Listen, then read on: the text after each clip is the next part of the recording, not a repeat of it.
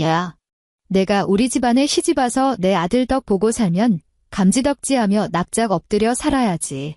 이제 내 아들이 강남 건물주가 될 판인데 잔말 말고 당장 이혼 서류에 도장이나 찍어. 우리 집 재산은 단 한 푼도 곡물도 없을 줄 알아. 시어머니의 기고만장한 꼴을 보며 나는 미련 없이 이혼 서류에 도장을 찍었다. 남편은 그 옆에서 의기양양하게 얼음물을 들이켜고 있었다.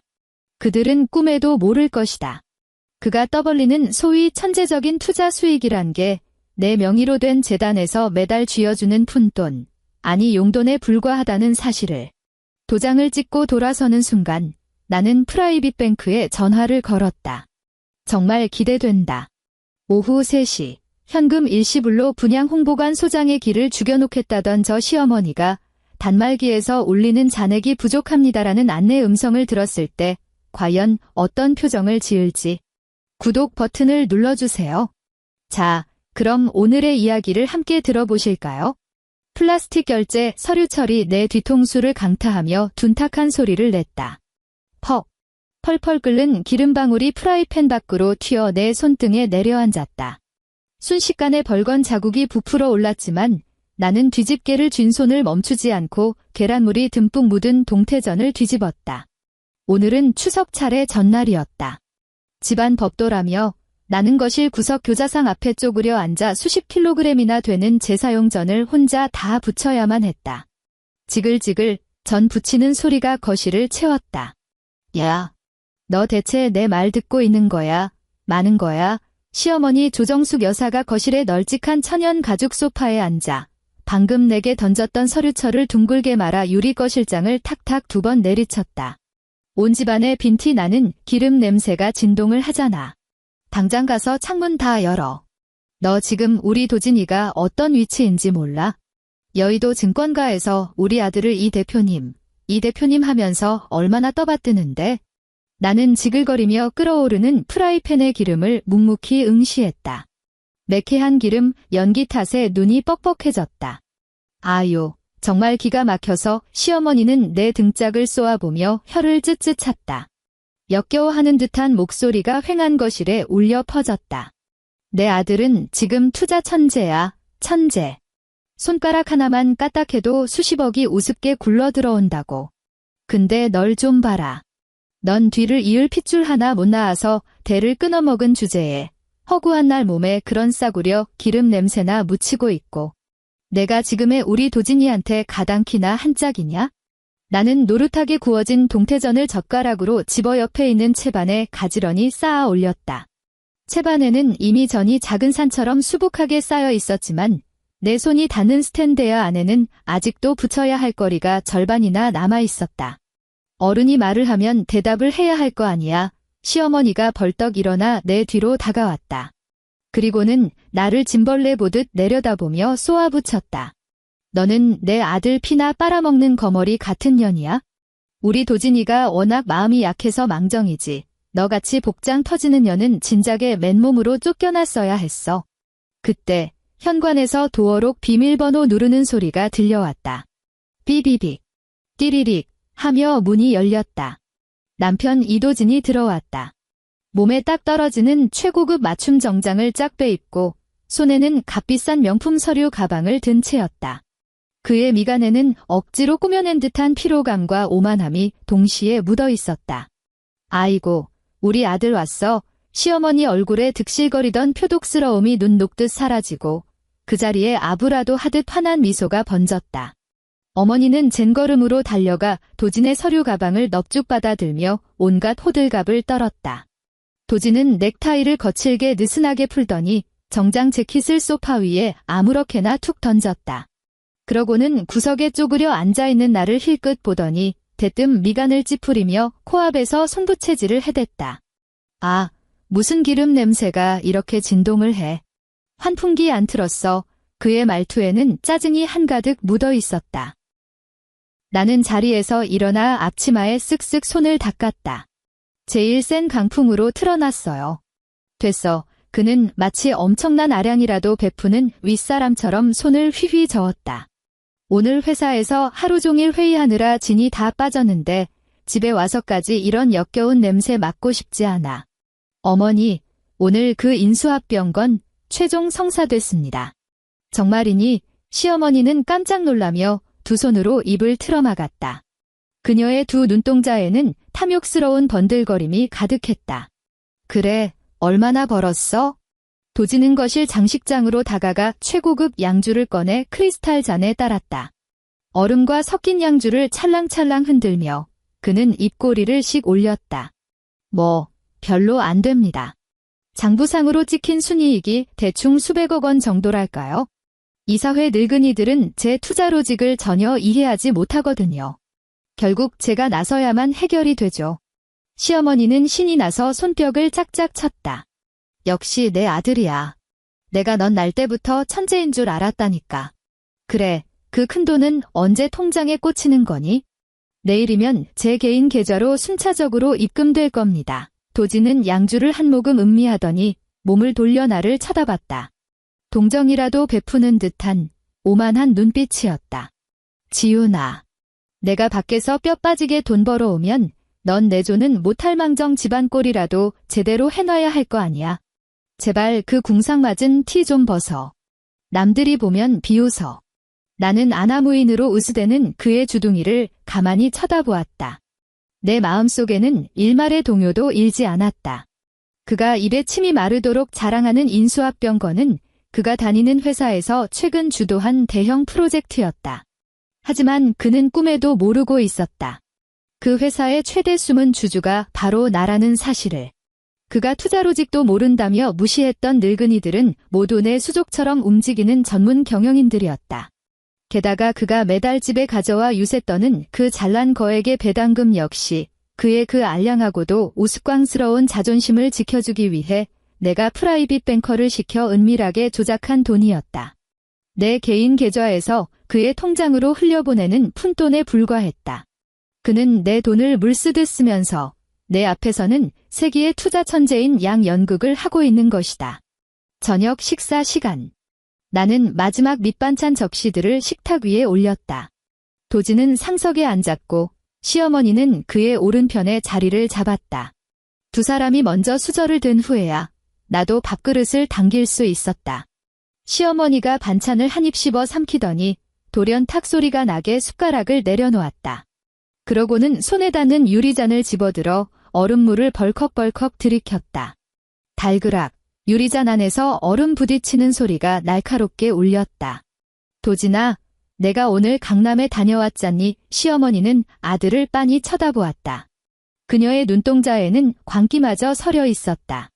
거기 입지며 그 최고급 꼬마 빌딩하며 완전 널 위해 지어놓은 건물 같더라니까. 수십억 원이 애 이름은 아니지만 지금 내 재력에 현금 박치기로 싹 다 사버리는 건 일도 아니지 않니? 내일 당장 가서 계약서에 도장 찍자꾸나. 이제 넌 진짜 강남 건물주가 되는 거야? 어머니가 마음에 드셨다니. 그럼 사야죠. 도지는 심드렁하게 반찬을 집어먹으며 대꾸했다.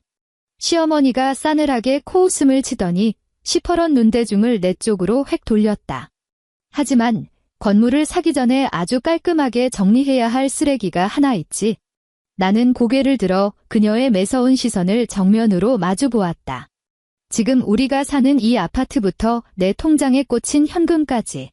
다 내가 피땀 흘려 모은 돈 아니니. 시어머니는 입으로는 도진에게 말하면서 손가락으로는 내 코앞을 삿대질하고 있었다. 이번 빌딩은 무조건 내 단독 명의로 해야 해. 집에서 밥이나 축내고 애새끼 하나 못 낳는 식충이 같은 년한테 절대 콩고물 하나라도 떨어지게 해선 안 돼. 도진이 젓가락질을 멈추고 헛기침을 킁킁 해댔다. 그는 밥그릇을 내려놓더니 옆에 둔 서류 가방에서 서류 뭉치를 쓱 꺼냈다. 그리고는 매끄러운 식탁 위로 그 서류를 쓱 밀어 내 앞으로 보냈다. 깔끔하게 인쇄된 협의혼 의사확인서 2장이었다. 지훈아. 도진이 돌연 다정다감한 남편의 가면을 뒤집어 썼다. 하지만 그의 말투에는 거역할 수 없는 억압이 깔려 있었다. 요즘 국세청 세무조사가 아주 빡세서 말이야.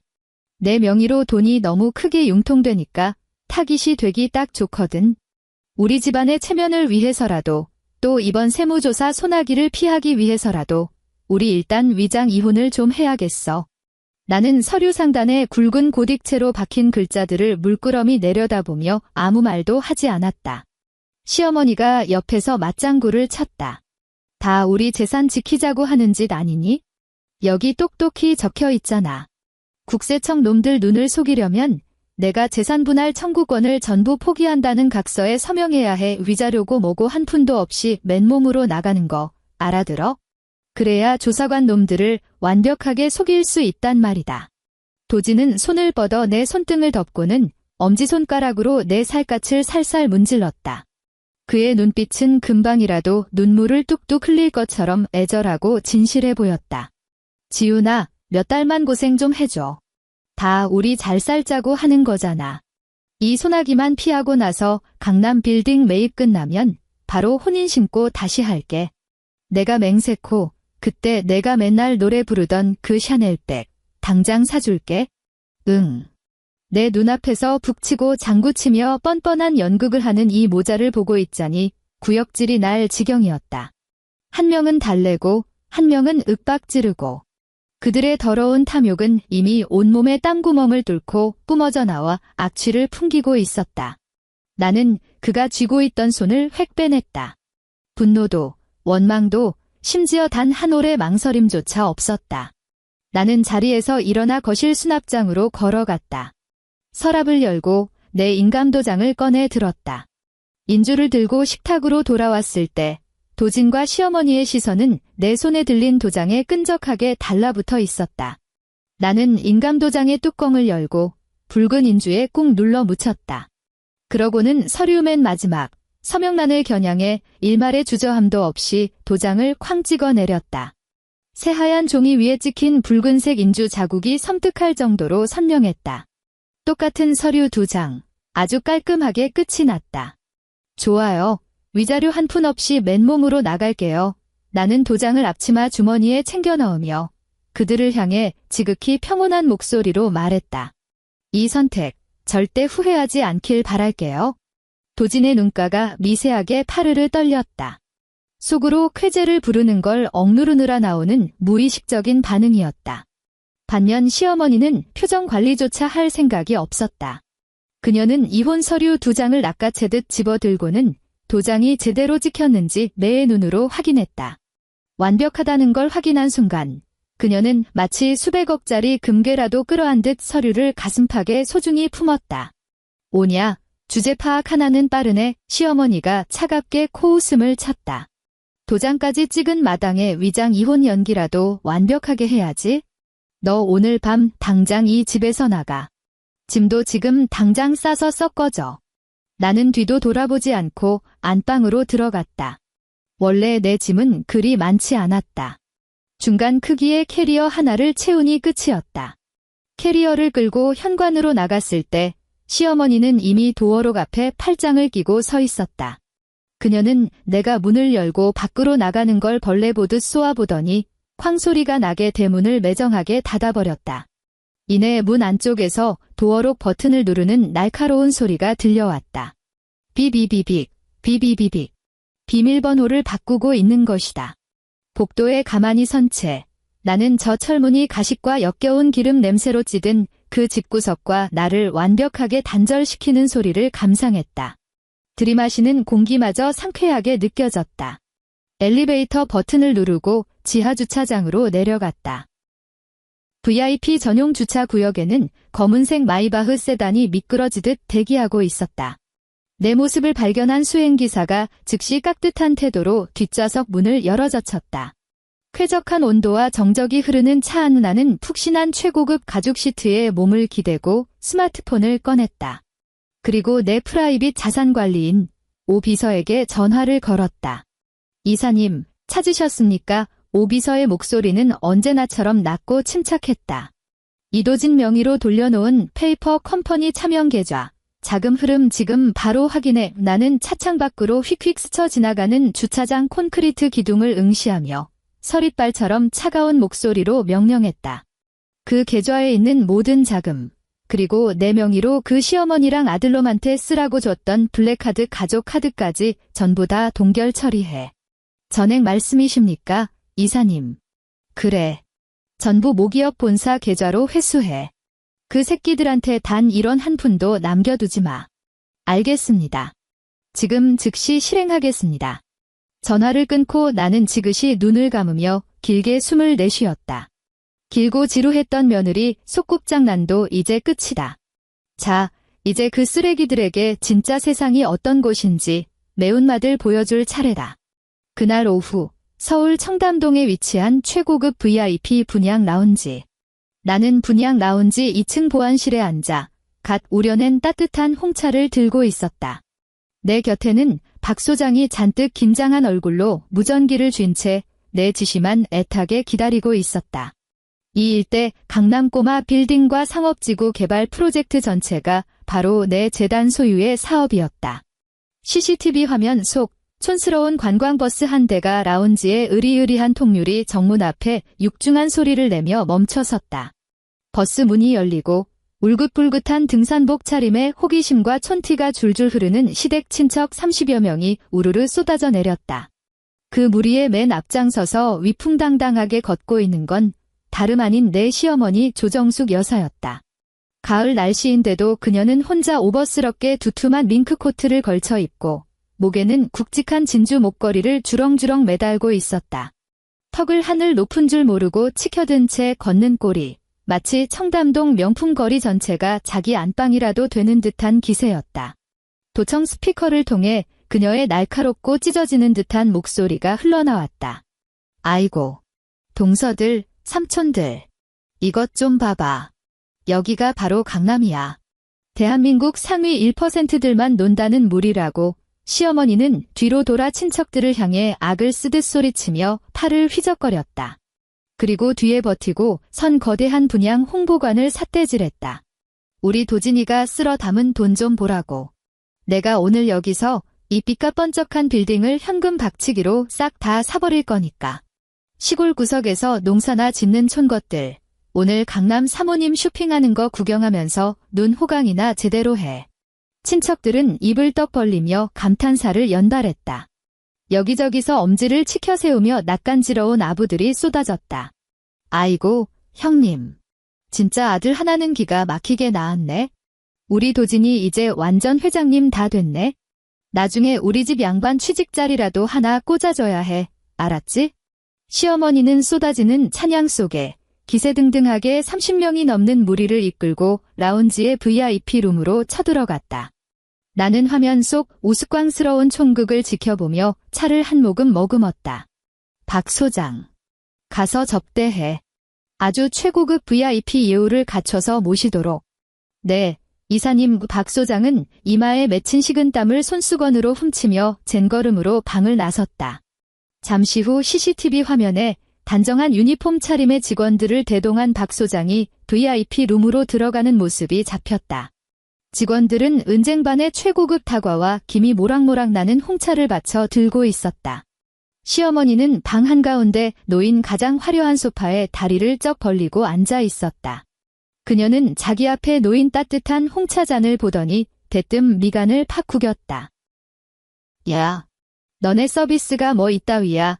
그녀는 예쁜 찻잔을 손등으로 탁 밀어내며 방 안이 쩌렁쩌렁 울리도록 소리를 질렀다. 누가 이 열불나는 판국에 뜨거운 물을 마셔? 당장 가서 얼음 꽉꽉 채운 시원한 얼음물로 내와. 박 소장은 완벽한 자본주의 미소를 장착한 채 허리를 숙였다. 네, 사모님. 즉시 시원한 얼음물로 교체해 드리겠습니다. 시어머니는 콧방귀를 뀌더니 주위 소파에 쭈뼛거리며 앉아있는 친척들을 향해 고개를 돌렸다. 그녀의 얼굴에는 다시 우월감이 한가득 차올랐다. 다들 눈치 보지 말고 맘껏들 먹어. 오늘 경비는 우리 도진이가 싹 다 쏘는 거니까. 그녀는 손가락에 낀 굵은 순금 반지를 매만지며 다 들으라는 듯 목소리를 쫙 깔았다. 동서들은 모르지? 내가 이 빌딩 하나 사려고 얼마나 피말리는 작전을 짰는지. 그 복장 터지는 재수없는 며느리년, 오늘 아침에 드디어 내 손으로 머리채 잡고 쫓아냈잖아. 한 친척이 눈치를 보며 슬쩍 물었다. 아니, 지훈이 말이야. 어쩌다 갑자기 이혼을 했대? 갑자기는 무슨 갑자기야? 내 눈밖에 난 지가 언젠데 시어머니는 입을 비죽거리며 경멸하는 표정을 지었다. 대를 이을 핏줄도 하나 못 낳는 성녀 주제에 허구한 날 집구석에서 밥통이나 축내고 우리 아들 피 같은 돈 펑펑 쓰면서 혼자 고상한 척은 다 하더니 우리 도진이가 상류층이 됐는데 그런 촌딱이 년이 어디 가당키나 해? 내가 세무조사 핑계대고 슬쩍 운을 띄웠더니 그 멍청한 년이 위자료 포기각서에 넙죽 도장을 찍지 뭐니? 속옷 한 장 못 건지고 맨몸으로 쫓겨났어.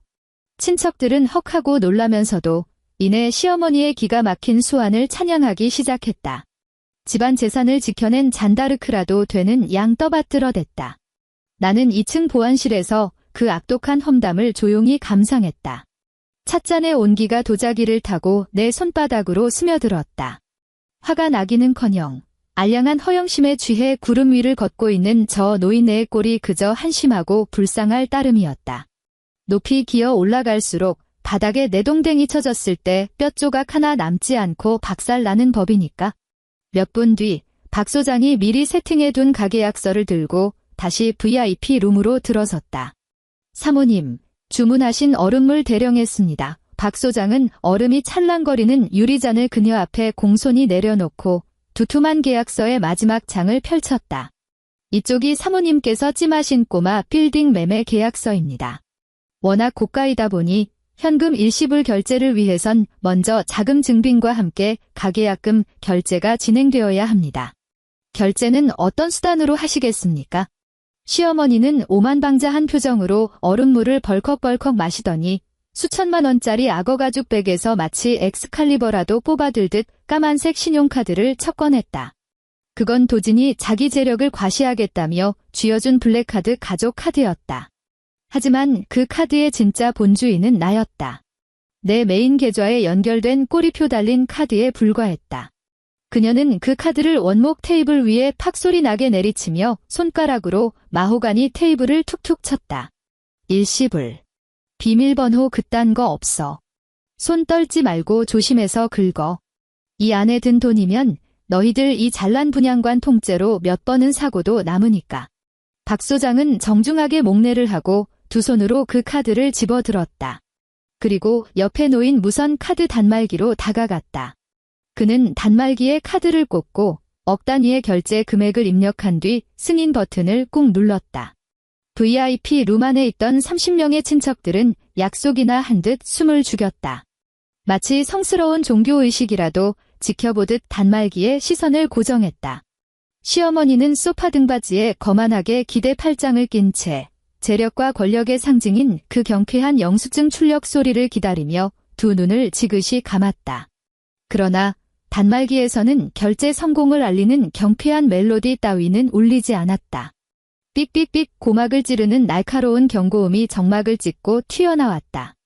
단말기 액정에는 시뻘건 에러 메시지가 깜빡거렸다. 시어머니가 번쩍 눈을 뜨며 미간을 흉악하게 구겼다. 아니, 뭐야? 무슨 소리야 저거? 박 소장은 액정을 슬쩍 확인하고는 깍듯한 미소를 유지한 채 입을 열었다. 사모님, 단말기에 잔액 부족이라고 뜹니다만. 뭐라고? 시어머니의 목소리가 찢어질 듯 옥타브를 치솟았다. 그녀는 벌떡 일어나며 자기 앞에 놓인 찻잔을 거칠게 밀어버렸다. 어디서 개수작이야. 내 아들 통장에 수십억이 넘게 꽂혀있는데 잔액이 부족하다니. 너희들 이 싸구려 단말기가 고장난 거 아니야. 주위에 있던 친척들이 서로 눈치를 보며 웅성거리기 시작했다. 쥐 죽은 듯 고요하던 방 안에 불안한 귓속말들이 뱀처럼 기어다녔다. 아니, 어찌 된 거야? 현금 박치기라며? 설마 도진이가 우리한테 뻥을 친 건가? 기계가 미쳤나 보지 뭐. 개미 기어가는 듯한 목소리였지만 팽팽하게 당겨진 공기를 타고 시어머니의 귓구멍에 또렷하게 내리꽂혔다. 시어머니의 얼굴이 토마토처럼 시뻘겋게 달아올랐다. 30명이나 되는 친척들 앞에서 개망신을 당했다고 생각하니 혈압이 솟구친 것이다. 빨리 딴 기계 가져와서 다시 안 긁어. 시어머니는 미친 사람처럼 탁자를 쾅쾅 내리치며 박 소장의 코앞에 삿대질을 해댔다. 이딴 삼류 양아치 같은 데가 다 있어. 강남 바닥에서 카드 하나 제대로 못 긁어? 박 소장은 대꾸하지 않았다. 그는 재킷 안주머니에서 예비 단말기를 차분하게 꺼내 들고는 모든 사람이 지켜보는 앞에서 보란 듯이 그 블랙카드를 다시 꽂아 넣었다. 삑삑삑 아까와 똑같은 시뻘건 경고등, 그리고 귀를 찢는 애러움. 이번에는 친척들의 웅성거림이 걷잡을 수 없이 커졌다. 급기야 몇몇은 소파에서 일어나 의심의 눈초리로 시어머니를 위아래로 훑어보기 시작했다. 시어머니의 몸이 사시나무 떨리듯 통제불능으로 덜덜 떨리기 시작했다. 그녀는 박 소장의 손에서 카드를 확 낚아채더니 미친 듯이 앞뒤로 뒤집어보며 플라스틱 쪼가리에서 지폐라도 캐낼 것처럼 노려봤다. 말도 안 돼, 이럴 리가 없는데 그녀는 혼잣말을 중얼거렸다. 그녀의 이마에는 굵은 식은땀이 비 오듯 맺혀 있었다. 박 소장은 한 걸음 뒤로 물러서더니 친절한 미소를 싹 거두고 얼음장같이 차가운 표정으로 돌변했다. 그는 태블릿 PC의 데이터를 쓱 훑어보고는 시어머니를 똑바로 쳐다봤다. 사모님. 제가 본사 전산망을 통해 직접 확인해봤습니다만 박 소장의 목소리는 크지 않았지만 방 안의 모든 사람의 고막에 정통으로 꽂혔다. 지금 들고 계신 그 카드는 잔고가 0원일 뿐만 아니라 정확히 2시간 전에 아예 강제 해지 처리되었습니다. 그건 지금 그냥 쓰레기 플라스틱 조각이란 뜻입니다. 야, 이 미친 새끼야. 주둥이 함부로 안 놀려. 시어머니는 꼬리를 밟힌 고양이처럼 악을 쓰며 발악했다. 이게 내 아들 카드야. 우리 아들이 여의도에서 날고기는 천재라고. 그리고 하나 더 말씀드리죠. 박 소장은 그녀의 발악을 단칼에 자르며 무자비하게 팩트를 꽂아 넣었다. 전산 기록에 따르면 사모님 아드님 명의로 된 모든 연동 계좌의 자금은 2시간 전 모기업 본사 계좌로 전액 합법적으로 강제 회수 조치되었습니다. 즉, 아드님은 지금 길바닥에 앉은 알거지라는 소리입니다. VIP 룸 안에 무덤 같은 정적이 내려앉았다. 시어머니는 입을 떡 벌린 채 무트로 나온 물고기처럼 헐떡거렸다. 그녀는 사시나무 떨듯 요동치는 손으로 명품백을 뒤져 스마트폰을 꺼냈다. 손가락이 마비된 것처럼 말을 듣지 않아 폰을 바닥에 몇 번이나 떨어뜨릴 뻔했다. 덜덜 떨리는 손으로 간신히 도진에게 전화를 걸었다. 신호음이 한 번 울리기 무섭게 통화가 연결되었다. 그녀는 30명의 친척들에게 자신이 거짓말한 게 아니라는 걸 증명하려 다급하게 스피커폰 버튼을 콱 눌렀다. 도진아, 너 지금 대체 뭐 하고 자빠진 거야? 내 카드 왜 정지됐어? 돈은? 그 수백억 어디로 빼돌린 거야? 시어머니는 스마트폰을 향해 발작하듯 괴성을 질렀다.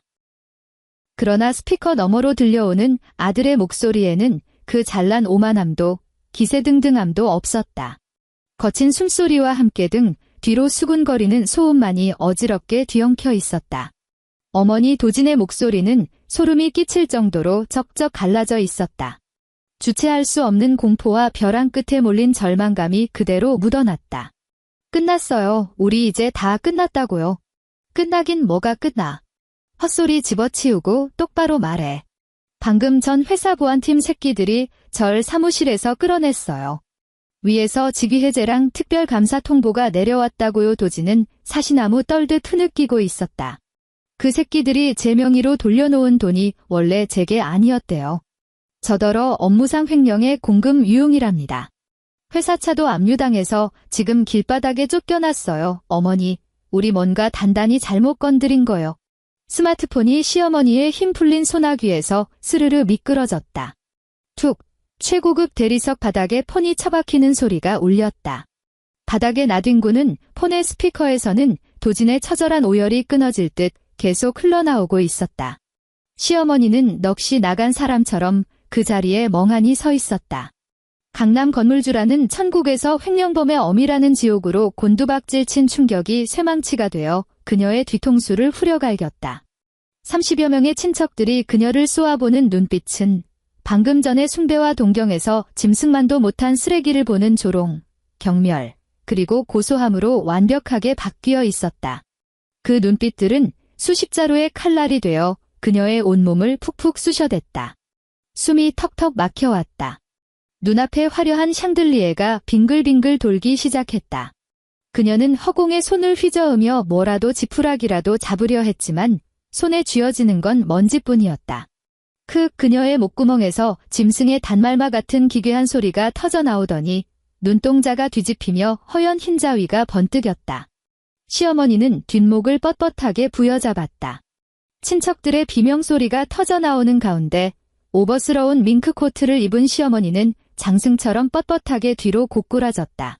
쿵 둔탁한 파열음과 함께 그녀의 몸뚱이가 얼음장같이 차가운 대리석 바닥에 사정없이 처박혔다.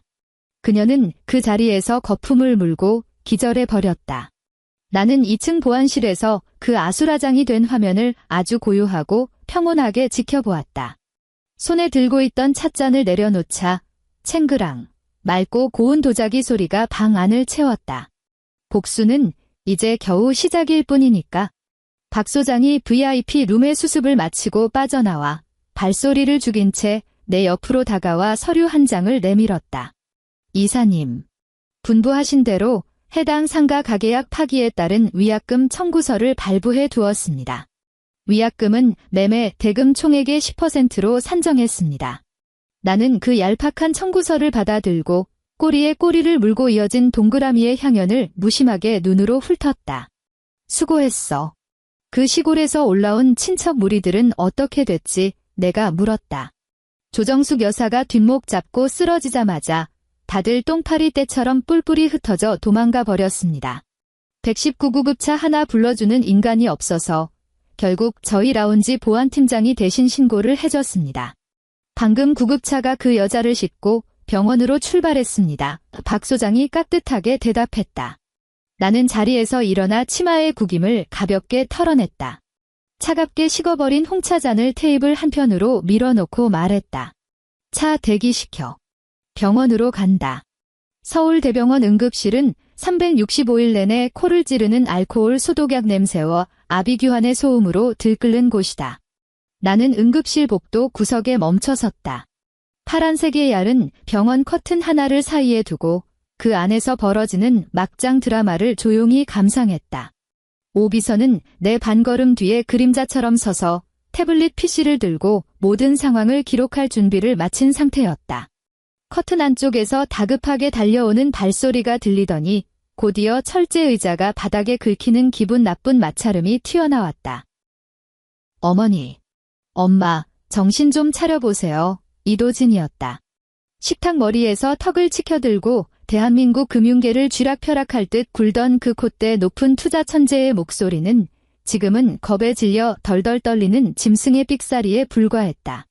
병상에서 다 죽어가는 앓는 소리가 새어나오더니 조정숙 여사가 숨을 헐떡이며 깨어나는 기척이 들렸다. 도진아 시어머니의 목소리는 가래가 끓는 것처럼 쇳소리가 심했다. 도진아, 여기 어디야? 빨리 나 좀 일으켜다오. 그 동선 애들은 다 어디 갔어? 내가 대절한 그 대형 관광버스는? 어머니, 지금 그놈의 관광버스가 문제입니까? 도진이 신경질적으로 소리를 질렀다. 그 친척 인간들, 어머니 쓰러지자마자 쥐새끼들처럼 다 튀었어요. 시골 내려가는 고속버스비도 자기들 돈으로 끊었다고 아까 큰아버지가 저한테 전화해서 쌍욕을 퍼붓고 차비 입금하라고 난리쳤다고요. 뭐라고? 시어머니가 발작하듯 기침을 쏟아냈다. 그녀가 발버둥 칠 때마다 낡은 응급실 침대 철제 프레임이 삐걱삐걱 비명을 질렀다. 이런 호로 잡놈의 새끼들. 배은망덕해도 유분수지. 내가 강남 빌딩을 통째로 살 사람인데. 얘야, 당장 가서 내 병실부터 바꿔. 시장통도 아니고 냄새나는 환자들 바글거리는 이딴 구석탱이 응급실이 지금 내 급에 맞니? 당장 최고급 VIP 1인용 특실로 잡아. 우리 이제 돈 한 푼도 없다고요. 결국 참다 못한 도진의 입에서 악마 같은 포효가 터져나왔다. 그 소리가 어찌나 컸던지 복도를 지나가던 간호사들마저 미간을 찌푸리며 커튼 쪽을 째려볼 정도였다. 커튼 안쪽은 순식간에 죽은 듯한 정적에 휩싸였다. 오직 의료기기가 내는 단조로운 삐 소리만이 울릴 뿐이었다. 너 지금 무슨 헛소리를 하는 거야? 시어머니의 목소리가 사시나무 떨듯 떨렸다. 너 수십억 있지 않니? 내 배당금은 다 어쩌고. 전부 동결됐다고요. 도진의 목소리에 울음이 섞여 나왔다. 두 손으로 머리통을 쥐어뜯는 듯한 거친 숨소리도 함께 들렸다. 회사에서 절 직위 해제시킨 것도 모자라 제가 그동안 투자했던 원금들이 애초에 제 돈이 아니었대요. 본사 고위층 계좌에 있던 돈이고 전 그냥 이름만 빌려준 빈 껍데기였다는 겁니다. 지금 본사에서 회계 감사 들어와서 모든 자금을 다 회수해버렸어요. 제 개인 은행 카드도 업무상 횡령 혐의로 싹 다 정지 먹었다고요. 전 지금 커피 한 잔 사 마실 돈도 결제가 안 돼요. 어찌 이런 일이 시어머니는 도저히 이 상황을 받아들일 수 없는지 실성한 사람처럼 중얼거렸다. 그게 다가 아니에요. 도진이 셔츠 넥타이를 거칠게 쥐어뜯었다. 방금 분양 나온 지 소장한테서 전화가 왔어요.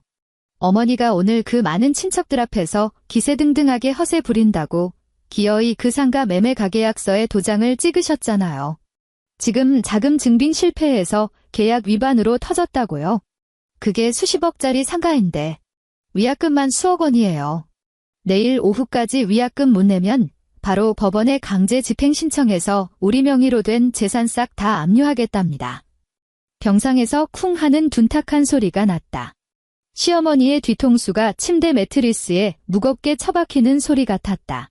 안 돼, 그녀는 가쁜 숨을 몰아쉬었다. 절대 안 돼. 그게 내 돈인데. 내가 왜 그놈들한테 위약금을 물어줘?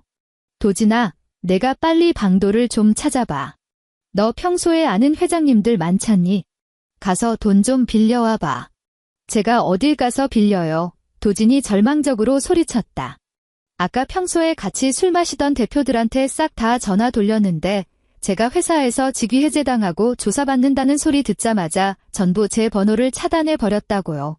전 지금 사기 혐의를 받는 범죄자 신세라고요. 나는 커튼 밖에서 조용히 귀를 기울였다. 응급실의 탁한 공기가 폐부로 스며들었지만 불쾌감은 단 한 줌도 느껴지지 않았다. 오히려 내 손끝에서부터 서늘한 쾌감이 짜릿하게 피어올랐다. 아, 그래. 전셋집. 시어머니가 돌연 썩은 동아줄이라도 잡은 듯 찢어지는 목소리를 냈다. 우리 지금 살고 있는 그 고급 아파트. 그거 전세잖아. 전세 보증금이 무려 20억이 넘잖니. 도진아, 우리 당장 방 빼자. 보증금 돌려받아서 위약금 물어주고 남은 돈으로 다시 시작하면 돼. 내가 이 일 싹 다 무혐의로 풀고 나면 그때 다시 강남으로 들어가면 되는 거야. 맞아요. 전세 보증금. 도진의 목소리에도 생기가 돌았다. 마치 끝없는 칠흑 속에서 한 줄기 빛을 발견한 것 같았다. 그거 예전에 지훈이가 계약한 거지만 걔는 이미 위자료 포기하고 맨몸으로 나갔잖아요. 이혼 합의서에 따르면 그 집 처분권은 이제 제게 있어요. 당장 집주인한테 연락해서 방 뺀다고 하면 그 큰돈이 바로 통장에 꽂힐 겁니다. 그 말을 듣고 나는 입꼬리를 슬쩍 끌어올렸다. 나는 몸을 돌렸다. 굳이 저 파란 커튼을 걷어젖히지 않고 등 뒤에 서 있는 오 비서를 향해 가볍게 고개를 끄덕였다. 가자. 나는 목소리를 낮춰 말했다. 오늘 밤까지만 달콤한 꿈을 꾸게 내버려둬. 병원을 나서자 바깥의 차가운 공기가 순식간에 온몸을 감쌌다. 차에 올라타 창밖으로 빠르게 스쳐 지나가는 서울의 야경을 응시했다. 화려한 네온 사인이 한강 수면 위로 길게 그림자를 들이우며 기괴하고도 찬란하게 빛나고 있었다. 오비서. 나는 시트에 몸을 기대고 눈을 지그시 감았다. 최 변호사랑 법원 집행관 쪽에 연락해둬. 내일 아침 9시 마포구 아파트로 간다. 알겠습니다, 이사님. 다음 날 이른 아침. 하늘은 잿빛으로 잔뜩 흐려 있었고 금방이라도 차가운 가을비가 쏟아질 것만 같았다. 나는 마포구 최고급 아파트 현관문 앞에 섰다. 불과 48시간 전 나를 매정하게 길바닥으로 내쫓았던 바로 그 문이었다. 내 왼쪽에는 서류 가방을 든 최 변호사가 섰고 오른쪽에는 두꺼운 서류 뭉치와 눈에 띄는 시뻘건 압류 딱지를 든 제복 차림의 법원 집행관 2명이 버티고 섰다. 나는 한 걸음 앞으로 다가가 도어록 터치패드에 익숙한 6자리 숫자를 눌렀다. 삐비빅. 도어록에서 오류 알림음이 울렸다. 아니나 다를까 시어머니는 내가 나가기가 무섭게 비밀번호부터 바뀌치기 한 것이다. 나는 한 걸음 물러나 곁에 있던 아파트 관리소장을 쳐다보았다. 소장은 즉시 식은땀을 뻘뻘 흘리며 앞으로 나서더니 최고 권한의 마스터키 카드를 태그하고는 길고 복잡한 비상용 마스터 비밀번호를 입력했다. 철컥, 무거운 방화문이 천천히 열렸다. 문이 열리자마자 집안에서 무언가를 뒤집어 엎고 싸는 요란한 소음이 쏟아져 나왔다. 살살 다뤄. 그 꽃병 이탈리아 수입산이야. 수천만 원짜리라고. 신문지로 겹겹이 두껍게 싸 거실 안쪽에서 시어머니의 찢어지는 듯한 목소리가 들려왔다. 어머니, 지금 그깟 꽃병이 대수입니까? 일단 이 그림들부터 벽에서 떼어내세요. 다 진품 보증서 있는 거라 당장 전당포에 넘기면 현금으로 뺄 수 있어요. 도진이 신경질적으로 대꾸했다. 찌익, 테이프를 거칠게 뜯어내는 소리가 이어졌다. 나는 안으로 걸음을 옮겼다. 내 구두굽이 현관의 최고급 원목 마루에 부딪히며 또각, 또각 하는 맑고 날카로운 소리를 냈다. 그 발소리를 듣고 거실의 부산스러운 움직임이 일순간 멈췄다.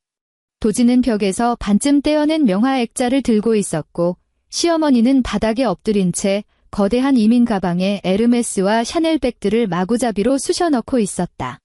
두 사람은 동시에 고개를 돌려 현관 쪽을 쳐다보았다.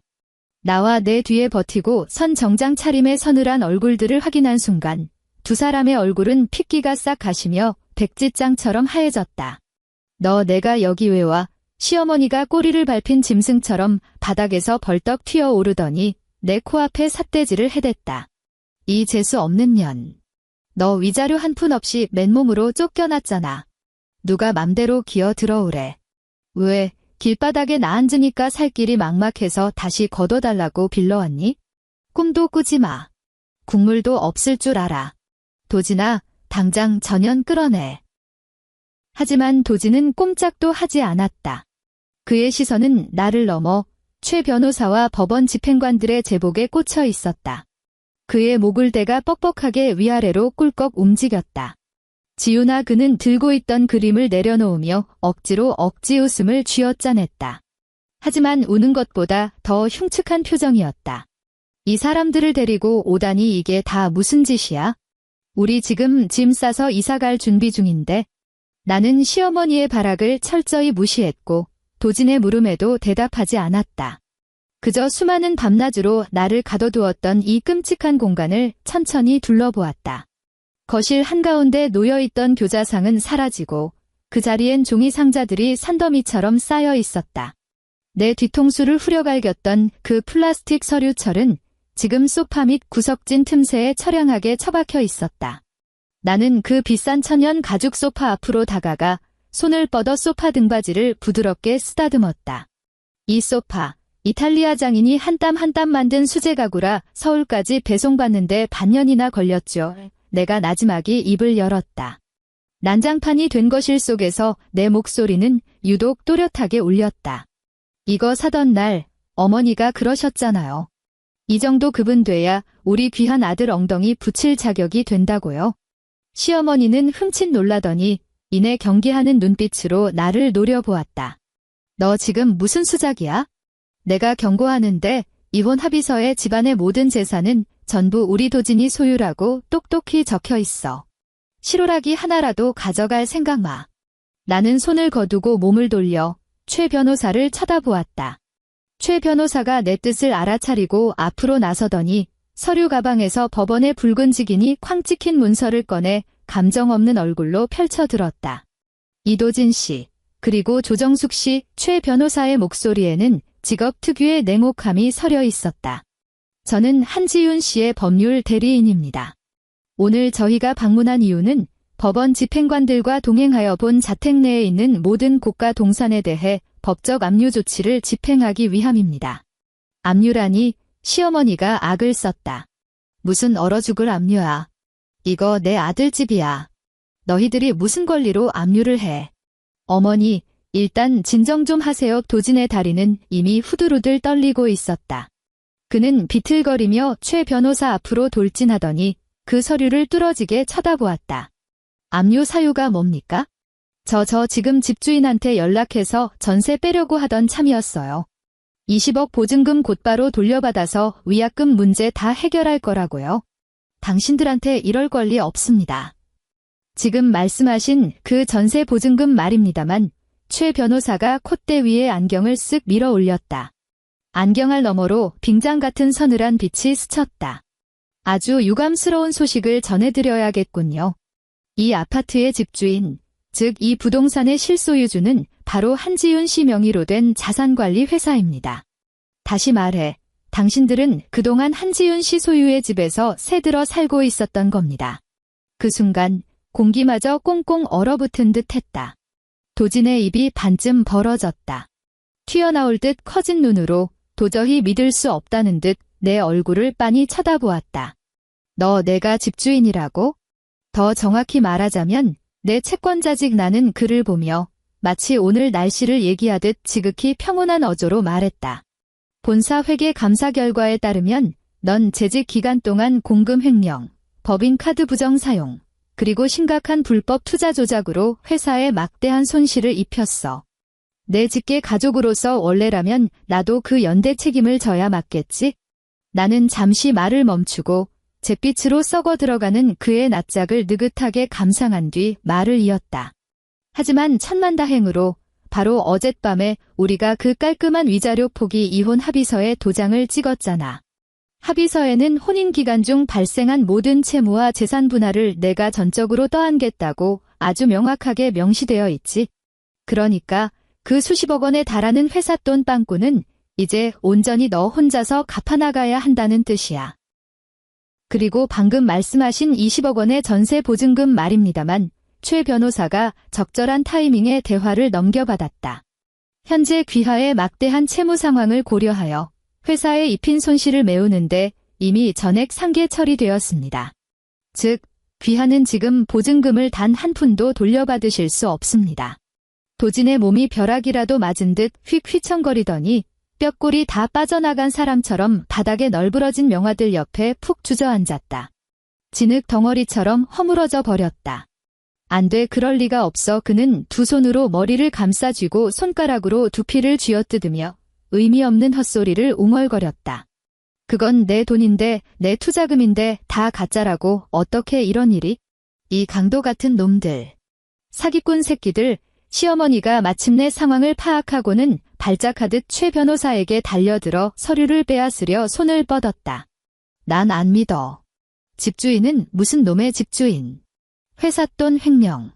이거 다 저 샹년이 꾸며낸 수작이야. 이딴 쓰레기 같은 종이 쪼가리 내가 다 찢어버릴 거야. 두 명의 법원 집행관이 재빠르게 나서서 그녀를 막아서고는 거칠게 뒤로 밀쳐냈다.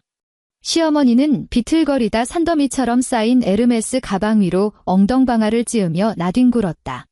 집행관님들, 시작하시죠. 최 변호사는 바닥에 널브러진 시어머니를 본 채 만체하며 등 뒤에 두 사람에게 집행명령을 내렸다. 찌익, 찌익 하는 테이프 뜯는 소리와 함께 눈을 찌르는 시뻘건 압류 딱지가 가구와 물건들 위에 가차없이 하나둘씩 붙기 시작했다. 수천만 원을 호가하는 초대형 벽걸이 텔레비전, 방금 박스에 포장한 수입산 본차이나 식기 세트, 벽에 걸린 유명 화가의 그림들, 심지어 시어머니가 깔고 앉아있던 명품 가방의 더스트백 위에까지 시뻘건 딱지가 무자비하게 나붙었다. 거기다 붙이지 마. 그거 내 거야. 우리 아들이 사준 거라고.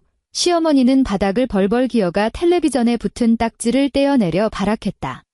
조정숙 씨, 만약 법원이 부착한 압류 딱지를 훼손하실 경우 즉시 공무집행방해 및 압류물 무효죄로 경찰에 고발 조치하겠습니다. 실형을 면치 못하실 겁니다. 최 변호사가 얼음장 같은 목소리로 경고를 던졌다.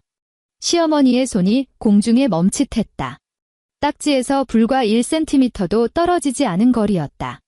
그녀는 고개를 돌려온 집안을 뒤덮은 끔찍한 시뻘건 딱지들을 멍하니 바라보았다. 입술이 사시나무 떨듯 파르르 떨리더니 돌연 바람 빠진 풍선처럼 바닥에 털썩 주저앉아 두 손으로 얼굴을 감싸고 대성통곡을 하기 시작했다. 아이고, 내 팔자야, 내가 전생에 무슨 죄를 지어서 저런 독사 같은 며느리년을 만났단 말이냐. 내 팔자야. 나는 거실 한가운데 서서 이 지질한 촌극을 차갑게 내려다보았다. 한때 하늘 높은 줄 모르고 날뛰던 그 오만함들, 내 돈으로 겹겹이 쌓아 올렸던 그 알량한 허영심들이 이 얇디얇은 시뻘건 종이 쪼가리 몇 장 앞에서 먼지처럼 허망하게 부서져 내리고 있었다. 개인 소지품 중 옷가지와 생필품만 챙겨서 나가실 수 있습니다. 최 변호사가 손목시계를 확인하며 최후 통첩을 날렸다. 집을 비울 시간을 정확히 2시간 드리겠습니다. 2시간이 지나면 관리사무소에서 도어록 전체를 교체할 예정입니다. 그 이후에도 계속 퇴거에 불응하실 경우 무단 주거 침입으로 간주하여 경찰에 인계하겠습니다. 나는 바닥에 널브러진 모자에게 단 한 번의 눈길도 주지 않은 채 몸을 돌려 현관문을 나섰다. 등 뒤에 복도엔 시어머니의 처절한 곡소리와 도진이 무언가를 집어던지며 발악하는 소리가 어지럽게 메아리쳤다. 내 귓가에 닿는 그 비명들은 이제 그저 시끄러운 소음일 뿐이었다. 그 후 이틀 동안 나는 그 아파트에 2번 다시 발을 들이지 않았고 그 모자가 길바닥에서 어떤 꼴로 노숙을 하는지 묻지도 따지지도 않았다. 수요일 오전 나는 내 재단 본사 사옥 꼭대기층 회장실의 거대한 검은색 천연 가죽 의자에 깊숙이 앉아 있었다. 넓고 안락한 의자의 기대 통유리창 밖을 내다보면 서울의 눈부신 스카이라인이 발밑으로 펼쳐졌다. 책상 위에 인터폰이 울렸다. 이사님, 이도진 씨가 1층 로비에서 난동을 부리고 있습니다. 회장님은 어떻게든 꼭 만나뵈야 한다며 보안 요원들도 통제가 안 되는 상황입니다. 안내 데스크 직원의 목소리에는 다급함이 묻어났다. 나는 손톱을 다듬던 네일 파일을 멈추지 않고 여유롭게 지시했다. 올려보내. 여기 내 방으로 바로 안내하도록 해. 알겠습니다, 이사님. 10분 뒤 묵직한 마호가니 양계형 문이 활짝 열렸다. 이도진은 영혼마저 다 빨려나간 좀비처럼 비틀거리며 방 안으로 들어섰다. 칼주름 하나 없이 완벽하게 떨어지던 최고급 맞춤 정장은 먼지와 구김으로 누더기가 되어 있었고 넥타이는 온데간데 없었으며 셔츠 단추마저 하나 떨어져 나가 있었다. 떡진 머리카락이 그의 이마에 흉하게 들러붙어 있었다. 그는 문에 들어서자마자 거대한 책상 뒤에 앉아있는 사람이 누구인지 고개를 들어 확인조차 하지 않고 다리 힘이 풀린 듯 푹신한 카페트 위로 무릎을 꿇고 털썩 주저앉았다. 회장님 그의 목소리는 사포에 긁힌 것처럼 갈라져 있었고 비참한 애원으로 가득 차 있었다. 제발 한 번만 선처해 주십시오. 제가 죽을 죄를 지었습니다. 다시는 회사 돈에 손대지 않겠습니다. 앞으로 평생 소처럼 개처럼 일해서 갚겠습니다. 제발 저 좀 고소하지 말아 주십시오. 그 수억 원 위약금 구상권 청구 좀 걷어주세요. 저희 어머니 지금 쓰러지셔서 알아누우셨고 당장 잠잘 곳도 없는 처지입니다. 제발 목숨만은 살려주십시오. 그는 말을 뱉어내며 카페트 바닥에 이마를 쿵쿵 찧어댔다. 둔탁한 소리가 방 안을 울렸다. 나는 회전의자에 가만히 앉아 진흙탕을 뒹구는 벌레보다 더 비굴하게 엎드린 그의 꼴을 내려다보았다. 마음속엔 단 한 올의 동정심도 일지 않았다. 나는 책상 위에 놓인 얼음물 잔을 집어들고 손톱 끝으로 유리잔의 가장자리를 가볍게 톡 튕겼다. 챙 하는 영롱하고 날카로운 마찰음이 텅 빈 회장실 안을 서늘하게 가르며 울렸다. 도진의 몸뚱이가 벼락 맞은 듯 빳빳하게 굳어버렸다. 그는 그 유리잔 부딪히는 소리를 너무나도 잘 알고 있었다. 예전 우리 집에서 시어머니가 얼음물을 대령하라고 짜증을 내거나 나를 하녀 부리듯 부려먹을 때마다 항상 손가락에 낀 굵은 금반지로 물잔을 탁탁 두드리곤 했으니까. 그는 삐걱거리듯 천천히 고개를 쳐들었다. 그의 시선이 거대한 책상을 따라 위로 기어올라와 마침내 내 얼굴에 꽂혔다. 그의 동공이 찢어질 듯 팽창했고 극도의 경악으로 입술이 파르르 통제불능으로 경련을 일으켰다. 너 내가 왜 여길 앉아있어? 그의 목소리는 모기 소리처럼 기어 들어갔고 목구멍 깊은 곳에서 쥐어짜내는 쇳소리에 불과했다. 그는 내 얼굴과 회사 최고 권력의 상징인 이 으리으리한 회장실을 번갈아 쳐다보며 혼란에 빠졌다. 머릿속에서 수만 개의 퍼즐 조각들이 미친 듯이 충돌하고 맞춰지는 듯 했다. 너 들어올 때 보안 요원들이 안 막았어? 너 진짜 미쳤구나. 당장 거기서 내려와. 거긴 회장님 자리야. 그는 바닥에서 허리를 반쯤 세우며 예전에 그 얄팍한 가장의 위험을 방패 삼아 내면의 공포를 감추려 발악했다. 하지만 그 목소리는 벌벌 떨리는 허세에 불과했다. 나는 픽 하고 실소를 터뜨렸다. 상체를 앞으로 살짝 기울이며 널찍한 원목 책상 위에 두 손을 깍지 껴 올려놓았다. 이도진 대표님, 내가 천천히 입을 열었다. 목소리에는 지독한 조롱이 뚝뚝 묻어났다. 아직까지도 그 붕어만도 못한 뇌 용량으로 이 모든 상황이 파악이 안 되나 보지? 그는 넉나간 얼굴로 나를 응시했다. 얼굴의 핏기가 단숨에 증발해버렸다. 내가 입에 침이 마르도록 떠벌리고 다니던 그 정체불명의 대주주. 언제나 시장의 흐름을 귀신같이 읽어내서 내 놈이 실적이라고 포장해 떠들고 다니게 만들어준 그 투자 신화의 진짜 주인이 나는 그의 두 눈동자를 정확히 꿰뚫으며 한 글자씩 씹어뱉었다. 바로 나야.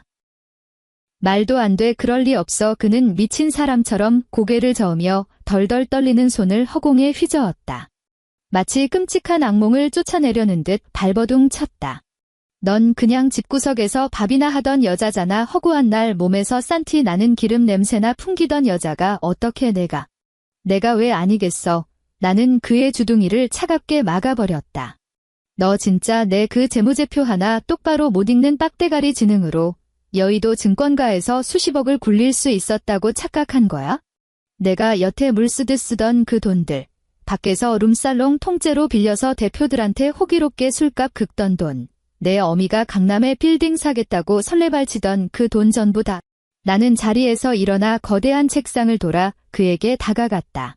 그리고 바닥에 엎드린 그를 쓰레기 보듯 오만하게 내려다보았다. 그거 다 내가 너희 모자한테 적선하듯 던져준 개밥이었을 뿐이야. 그 말은 거대한 쇠망치가 되어 도진의 내면에 남아있던 마지막 자존심의 끈을 산산조각 내버렸다. 그의 숨소리가 발작적으로 가빠지더니 목구멍에서 끄끄 하는 짐승의 기괴한 소리가 터져나왔다. 그는 내 발에 심겨진 최고급 구두코를 뚫어지게 응시했다. 그의 눈빛은 경악과 붕괴를 거쳐 마침내 처절하고도 비굴한 애원으로 돌변했다. 돌연, 그가 발정난 개새끼처럼 두 걸음 기어오더니 두 손으로 내 발목을 생명줄처럼 꽉 끌어안았다. 지훈아, 지훈아, 그는 콧물과 눈물로 범벅이 된 흉측한 상판을 치켜들었다. 내가 죽일 놈이야. 내가 다 잘못했어. 우리 다시 합치자. 응? 애초에 위장 이혼하기로 합의한 거였잖아. 하루를 살아도 부부의 연이 있는 법인데 제발 지난 몇 년의 정을 봐서라도 나 한 번만 용서해주면 안 될까? 그는 내 구두코에 자기 뺨을 부비며 미친 듯이 살랑거렸다.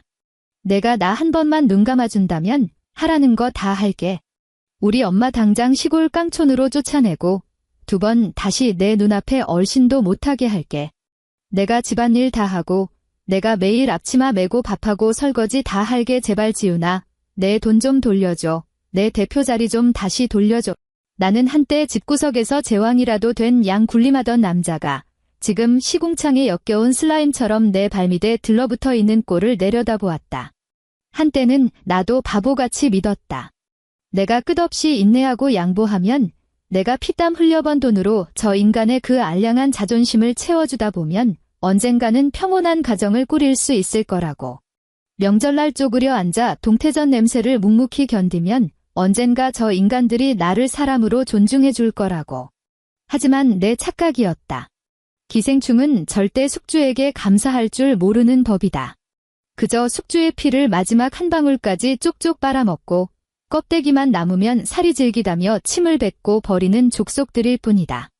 나는 손을 치켜들어 들고 있던 얼음물 잔을 그의 흉측한 낯짝에 가차없이 확 뿌려버렸다.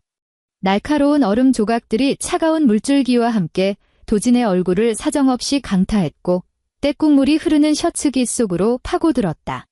그는 뼛속까지 스며드는 한기에 화들짝 놀라며 무의식 중에 내 발목을 부여잡고 있던 손을 툭 놓아버렸다. 나는 한 걸음 뒤로 물러나 재킷 주머니에서 살균 물티슈를 꺼내 그 버러지가 더럽힌 내 구두의 가죽을 박박 닦아냈다. 그 역겨운 악어의 눈물 좀 집어치워. 구역질 나서 토할 것 같으니까 나는 더러워진 물티슈를 카페트 위에 휙 던져버리고는 고개를 돌려 책상 위에 호출벨을 눌렀다. 보안팀, 당장 올라와. 나는 바닥에 널브러진 도진을 향해 얼음장 같은 목소리를 내뱉었다. 여기 무단 침입한 잡상인 새끼 당장 끌어내. 앞으로 외부인 출입 통제 똑바로 해. 건물 근처에 얼씬도 못하게 쳐내버려. 체격이 산만한 보안 요원 2명이 문을 박차고 들어오더니 양쪽에서 도진의 팔짱을 거칠게 낚아채어게 끌고 가듯 질질 끌어냈다. 한지윤. 내가 나한테 이럴 순 없어. 이 독사 같은 년아. 천벌을 받을 거다. 도진의 발악하는 울부짖음이 복도를 울렸지만 곧 육중한 엘리베이터 문이 닫히며 그 끔찍한 소음도 영원히 차단되었다. 회장실에는 다시 평온한 정적이 찾아왔다. 그 후 한 달 동안 시어머니 조정숙 여사는 내 재단 사옥 앞을 찾아와 끈질기게 행패를 부렸다. 오 비서가 내게 사옥 정문이 CCTV 녹화 영상을 보여준 적이 있었다. 한때 청담동 분양 라운지에서 오버스러운 밍크코트를 걸치고 세상을 다 가진 듯 기세등등하던 그 여자는 온통 보풀이 일어난 낡은 스웨터를 쪼가리를 걸치고 머리에는 새집을 지은 채 배회하고 있었다. 그녀는 병든 몸을 이끌고 사옥 앞대리석 계단에서 미친 듯이 대성통곡을 하며 바닥에 이마를 찧어댔다. 이마에서 붉은 피가 줄줄 흘러내리도록 온갖 동정론과 쇼를 펼치며 내가 얼굴을 비추기를 압박했다. 심지어 한 번은 내 마이바흐가 지하주차장을 빠져나올 때 미친년처럼 차도로 뛰어들어 내 앞을 가로막으려 한 적도 있었다. 하지만 내 경호원들은 그녀의 손끝 하나 차체에 닿지 못하게 철저히 차단했다. 냄새나는 쓰레기 봉투를 걷어차듯 무자비하게 그녀를 길까 흙탕물 웅덩이 속으로 내동댕이 쳤다. 나는 짙은 틴틴이 된 뒷좌석에 고고하게 앉아 차창 너머로 진흙탕에 처박혀 가슴을 쥐어뜯으며 통곡하는 그 여자의 꼴을 서늘하게 내려다보았다. 차는 묵직하게 속도를 올렸고 그 짐승의 단말마 같은 울부짖음은 순식간에 저 멀리 매연 속으로 사라졌다. 내 마음엔 먼지 한 톨만큼의 동정심도 없었다. 그들이 내 앞에 위자료 포기 각서를 들이밀며 나를 맨몸으로 길바닥에 내쫓으려 했을 때 그 여자가 내 돈으로 산 블랙카드를 흔들며 친척들 앞에서 나를 대 끊어먹은 재수 없는 년이라며 입방아를 찧었을 때 그들 역시 내게 숨 쉴 구멍 하나 남겨주지 않았으니까? 늦가을 무렵 서울에 첫눈이 내렸다. 나는 강남 최고급 백화점 꼭대기층에 마련된 퍼스널 쇼퍼 VIP 라운지 창가에 서서 최고급 부르고뉴 와인이 담긴 글라스를 쥐고 있었다. 통유리창 밖으로는 새하얀 눈보라가 흩날리며 이 화려한 탐욕의 도시를 서늘하고도 순백의 장막으로 덮어버리고 있었다. 이사님, 오 비서가 조용히 문을 열고 들어왔다. 그의 손에는 태블릿 PC가 들려 있었다. 이도진 씨의 채무와 관련된 최종 보고입니다. 나는 창밖에서 시선을 거두지 않은 채 와인잔을 부드럽게 스월링하며 짧게 답했다. 보고해. 상가 가계약 위약금을 물지 못해 그들 명의로 남아있던 찌꺼기 자산들은 법원 경매로 전액 강제 처분되었습니다. 하지만 여전히 수십억의 빚더미가 남아 파산 상태입니다. 연대보증을 섰던 빚쟁이들과 사채업자들을 피해 현재 두 사람은 서울 외곽 변두리의 허름한 반지하 단칸방으로 야반도주한 상태입니다. 오 비서는 태블릿 화면을 넘기며 일말의 감정 변동 없는 목소리로 이어나갔다. 이도진은 현재 배달대행 알바로 연명하고 있습니다만 평소 고급 세단만 몰며 떵떵거리던 버릇을 못 고쳐 일처리도 굼뜨고 배달 사고를 내기 일수라 하루 종일 오토바이를 타봐야 사채 이자 갚기에도 턱없이 부족한 상황입니다. 그리고 조정숙 씨는? 그 늙은이는 어찌 지낸다지? 나는 유리에 비친 내 우아한 실루엣을 감상하며 가볍게 물었다. 입에 풀칠이라도 해보겠다고 지금 그 곰팡이 핀 반지하 방에서 동네 국밥집 마늘을 까주는 부업을 하고 있답니다.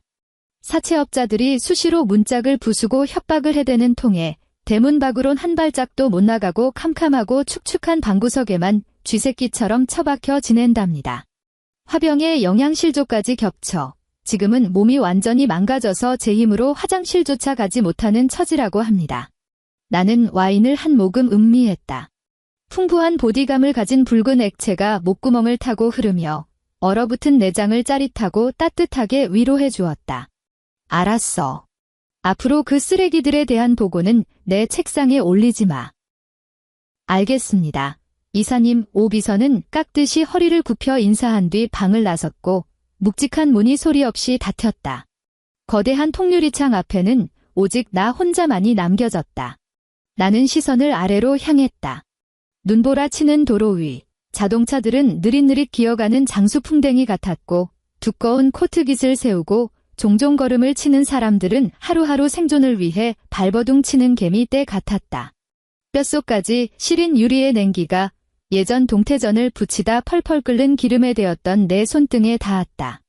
그날 흉측하게 부풀어 올랐던 벌건 화상 자국은 이미 흔적도 없이 사라져 이제는 단 하나의 흉터조차 남아있지 않았다.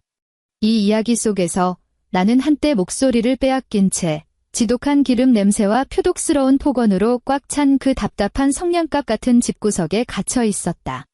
오직 남편에게만 기생해야 하는 무능하고 멍청한 식충이 역할을 강요받으며 살았다. 나는 지난 몇 년의 시간 동안 뼈를 깎는 인내심을 땔감 삼고 그들의 끝없는 탐욕을 제물 삼아 절망이라는 이름의 지독한 사약을 푹푹 끓여냈다. 그리고 마침내 내 손으로 직접 그들의 콧구멍을 틀어막고 그 사약을 숨도 못 쉬게 들이부어 주었다. 나는 와인잔을 가볍게 치켜들어 창밖으로 휘몰아치는 첫눈을 향해 우아한 건배를 건넸다. 기름때와 생선 비린내로 찌들어 있던 과거의 내 모습도 바닥에 들러붙은 껌딱지처럼 역겹기 짝이 없던 그 지긋지긋한 결혼 생활도 협의 이혼 서류에 가차없이 찍어내렸던 그 선명한 붉은색 도장 자국과 함께 지나간 혹한의 겨울 속에 영원히 묻어버렸다. 나는 유려하게 몸을 돌려 비워낸 와인잔을 대리석 테이블 위에 올려놓았다. 굽 높은 하이힐이 대리석 바닥에 또각 경쾌하게 부딪히는 소리와 함께 나는 완벽하게 새로운 세계로 향하는 문을 활짝 열어젖혔다. 내가 들이마시는 이 완벽한 공기 속엔 이제 단 한 줌의 빈티 나는 기름 냄새도 남아있지 않았다. 오늘 준비한 이야기는 여기까지입니다. 항상 행복하시길 바라며 저희는 다음 사연에서 다시 뵙겠습니다. 감사합니다.